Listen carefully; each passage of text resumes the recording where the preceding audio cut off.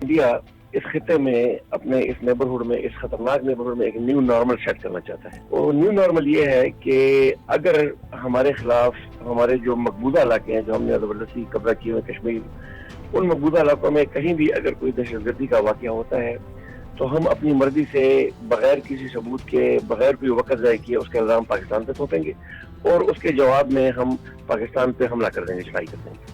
اس سے پہلے یہ صورتحال جو تھی لمیٹڈ تھی کشمیر تک. اب پچھلے پلوامہ کے بعد اب تھوڑا سا بریدن ہو گیا ہے. اس دفعہ بہت بریدن ہوا کہ وہ پاکستان پراپر پر بھی اٹیک کرنے لگے. لاسٹ ٹائم بالاکوٹ میں اٹیک آیا تھا، اس دفعہ انہوں نے پورا ڈیلیبریٹ اور جیسا کہ آپ نے کہا 24 جگہ پہ اٹیک کیا ہے. 6 شہر متاثر ہوئے ہیں. India is trying to set a new normal in the area کہ if there is any terrorist activity we will go and we will respond. وہ یہ سمجھتا ہے کہ شاید وہ اسرائیل ہے، وہ یہ سمجھتا ہے کہ شاید وہ امریکہ ہے اور اس کو اس خطے میں اپنی مرضی کے مطابق کوئی بھی کام کرنے کی آزادی ہے. اس کو نہ انٹرنیشنل لا کی کوئی اہمیت ہے اس کے نظر میں، نہ یو این چارٹر کی کوئی فکر ہے، نہ نیبرلی ہوڈ کی کوئی فکر ہے.